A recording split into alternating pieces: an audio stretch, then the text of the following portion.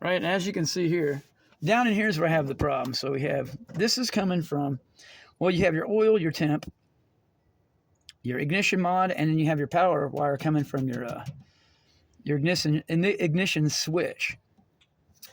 And all my wires are pretty much toast. So I had to come up with some kind of genius way to snag some wiring out of some extension cords. And yeah, well, this is still good wire, but this is,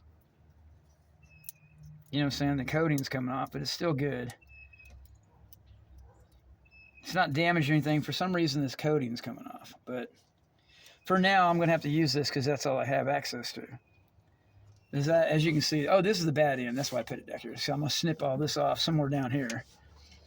But I'm using the sheathing from an actual electrical, because it didn't have any sheathing on it. Let's see. This goes to your, right, ignition module. See, it's green, so I snagged that out of there. This is for the power. So I'm going to cut all the bad spots off of it. Put this sheathing on it. That's what I did to kind of separate everything together. Put this back on, and we're going to use these. Instead of using these connectors right here, see these connectors? These connectors are all damaged and bad, and we're going to use these. See the method to my madness?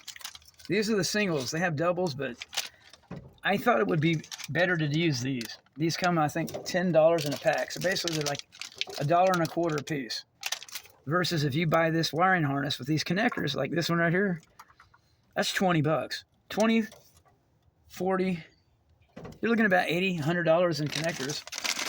The wiring harness is 100 bucks. And I was like, well, why don't you just get some basic 16 gauge wiring and use these lever nuts? So what's that?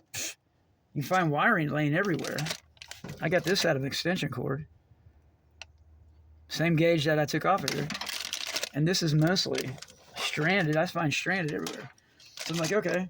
So if you're stranded, use stranded wire somewhere else. Anyhow, this is the Wago or Wago lever nuts. That's what we're going to do.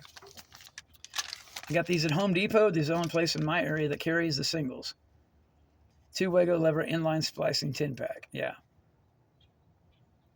11.5 bucks.